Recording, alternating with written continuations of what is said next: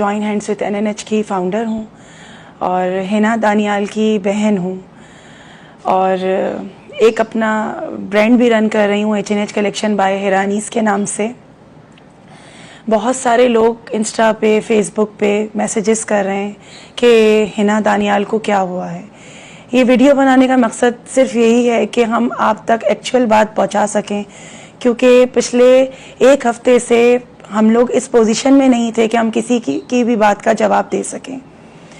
तो ये वीडियो इसीलिए हम बना रहे हैं कि हम उसके फैंस को बता सकें कि एक्चुअल उसके साथ हुआ क्या था। हिना को तकरीबन 8 जून को उनके हस्बैंड की मुझे कॉल आई थी कि हिरा उसकी कुछ तबीयत ठीक नहीं है और आप घर आ जाओ। मैं बिल्कुल नॉर्मल समझी, मैंने कहा शायद मुझसे मजाक कर रहे हैं, क्योंकि मेरे पेरेंट्स जो थे वो कराची में मौजूद नहीं थे। मैंने कहा दोनों हस्बैंड एंड वाइफ मिलके मेरे साथ मजाक कर रहे हैं, मुझे बुलाना चाह रहे हैं घर। मैं खुशी खुशी घर गई अपनी बेटी के साथ, देखा तो बेल बजाई, बेड पे वो लेटी हुई थी। मैंने उसको हाथ रखा, मैंने बोला बेटा क्या हो गया है ना, तो उससे बोला नहीं जा रहा था। उसका फेस जो था यहाँ से उसका लोअर लिप स्लाइटली सा टेढ़ा हो गया था। उसने जैसे मुझे जवाब दिया वैसे मुझे अंदाजा हुआ कि वो कुछ पैरालाइज होती जा रही है, उससे बोला नहीं जा रहा। फिर उसने मुझे हाथ के इशारे से हाथ उठा के बताया कि हिरा ये वाला हाथ काम नहीं कर रहा। तो मैंने उसके हस्बैंड को बोला फौरन चलो। हम दोनों ने उसको फौरी तौर पे उठाया, बगैर कोई सेकंड मिनट ज़ाया किए हुए हम उठा के स्ट्रेट उसको लियाकत नेशनल लेके गए। लियाकत नेशनल में इमरजेंसी में उसको लेकर गए। इमरजेंसी में आपको पता है कि वहाँ डॉक्टर्स आ जाते हैं, डिफरेंट डॉक्टर्स आ गए। उन्होंने अलग अलग डॉक्टर्स ने आके उसकी एग्जामिनेशन शुरू की। लास्टली जब उसकी बॉडी पार्ट पैरालाइज हो रहा था तो न्यूरो आई। न्यूरो भी आपको पता है वहाँ सर्जन तो ER में मौजूद नहीं होते, जो नॉर्मल डॉक्टर होते हैं वो आई। उन्होंने चेक किया, उन्होंने चेक करके बोला आप इसका CT करा लें। हमने फौरी तौर पे CT करा लिया। CT कराया तो जब मैं उसके साथ CT स्कैन रूम में मौजूद थी, बाहर जब उसकी रिपोर्ट आई तो डॉक्टर ने बोला मुझसे कि आप और उसके हस्बैंड को बोला कि आप दोनों मेरे रूम में आ जाइए। बेसिकली रेडियोलॉजी रूम में CT स्कैन करते वक्त कोई सीनियर डॉक्टर मौजूद नहीं था। हाउस वर्कर्स थी, उनकी जो हाउस वर्कर्स मौजूद होती हैं, जो प्रैक्टिस कर रही होती हैं, वो मौजूद थी। उन्होंने कहा हमने अपने सीनियर डॉक्टर से थ्रू व्हाट्सएप इसकी रिपोर्ट्स कंसल्ट की हैं, हमें ये लग रहा है कि इसको कहीं क्लॉटिंग है, हमें ये लग रहा है कि इसको ऐसा हो रहा है, हमें ये लग रहा है इसको ये हो रहा है। मैंने उनसे ये बोला कि आपके सीनियर डॉक्टर कहाँ हैं?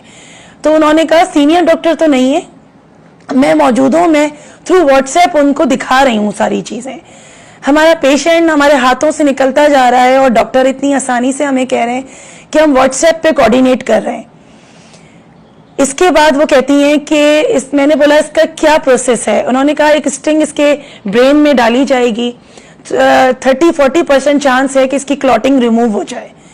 उस पर मैंने उनसे पूछा कि इसके साइड इफ़ेक्ट्स क्या हैं, कुछ डिटेल दीजिए। तो उन्होंने उस पर बताया कि जब स्टिंग एंटर होती है ब्रेन में तो ब्रेन क्योंकि इतना नाजुक होता है, उसकी वेन्स इतनी सारी होती हैं, तो साइड की जो वेन्स हैं वो भी डैमेज होती हैं।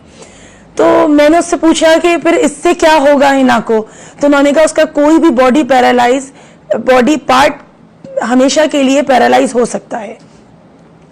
उनसे मैंने कहा कि आप अपने किसी सीनियर डॉक्टर से मेरा कंसल्ट करा दीजिए, मैं ओपिनियन ले लूं उनसे।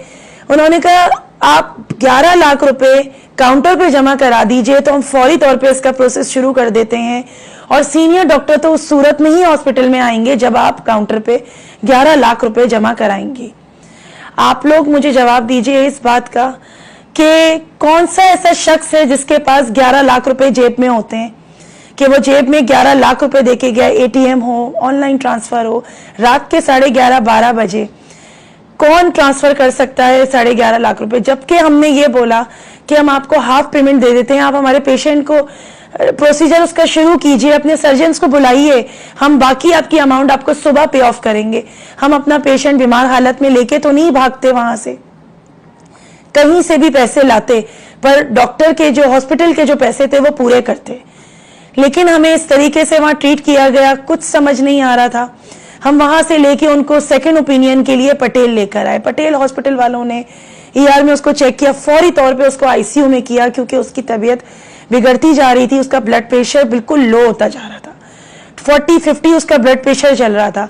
उन्होंने उसको फौरी तौर पे आईसीयू में किया।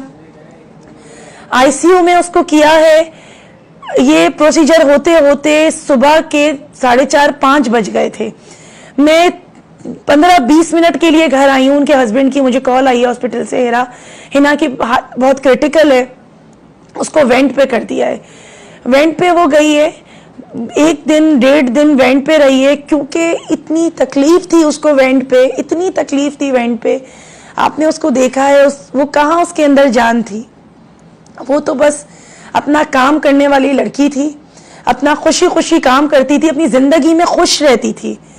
अप्स एंड डाउन जिंदगी में जो भी आए, उसने कभी अल्लाह का साथ या खुशी नहीं छोड़ी। उसने हमेशा ये बोला, अल्लाह है ना, हर मुश्किल का रास्ता निकालेगा अल्लाह ताला, मैं अल्लाह पे भरोसा करती हूँ। वो इसी भरोसे के साथ अपना काम करती थी, इसी भरोसे के साथ वो आगे चलती थी कि आज अगर मुझे छोटी सी कोई परेशानी आई है तो कल का दिन बहुत अच्छा होगा और अल्लाह ताला इसका रास्ता निकालेगा। वेंट पे गई है, वेंट पे जाने के बाद उसके अंदर कुछ नहीं बचा था। डॉक्टर ने हमें बोला 70%, 60 to 70% इसका ब्रेन जा चुका है।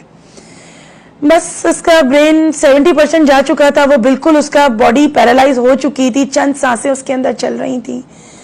ये सारी चीजों से निकलते निकलते उसकी ग्रेजुअली हमने एक एक सांस उसकी निकलते हुए देखी है, एक एक सांस उसकी जाते हुए देखी है। 11 तारीख को सुबह 6:30 बजे वो हार चुकी थी अपनी जिंदगी। 12:30 जोहर में उसका नमाज जनाजा हुआ है। हमने सखी हसन पे उसका नमाज जनाजा हमने उसको दफनाया है।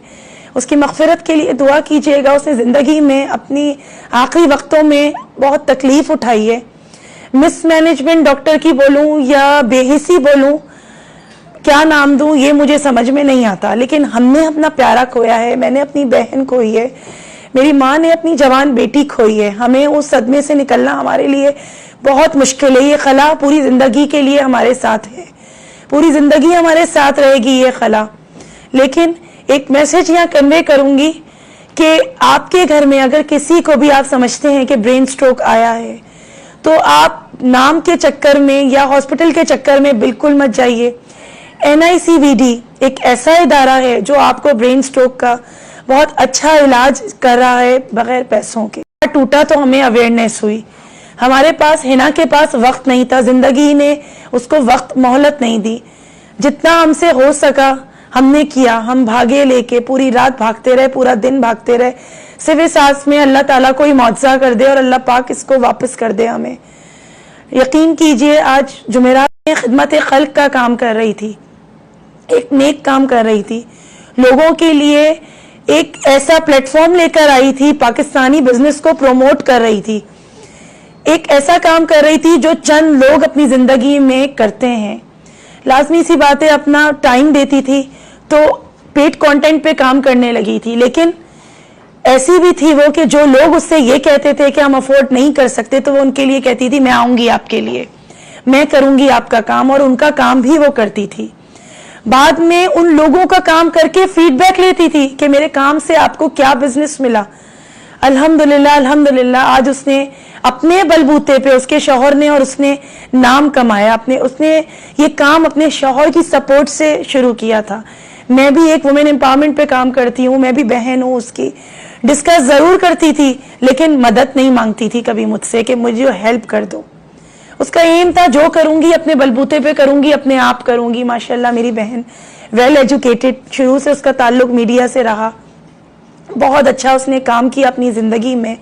उसको हमेशा अपनी दुआओं में याद रखिएगा, हमेशा उसका साथ दीजिएगा। उसके चैनल को जिस तरीके से आप लोग सपोर्ट करते थे, इसी तरीके से उसको सपोर्ट कीजिएगा। ये उसकी लेगेसी है, ये उसका एम है, उसका ख्वाब था। उसके चैनल, उसका जो चैनल है ये उसका ख्वाब था, तो इसके ख्वाब को आप हमेशा जिंदा रखिएगा।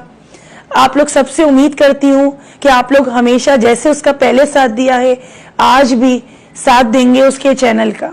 आप लोग हमेशा जैसे उसका पहले साथ दिया है आज भी साथ देंगे उसके चैनल का। हम ये चैनल उसका बंद नहीं करेंगे। बहुत सारे लोग हमें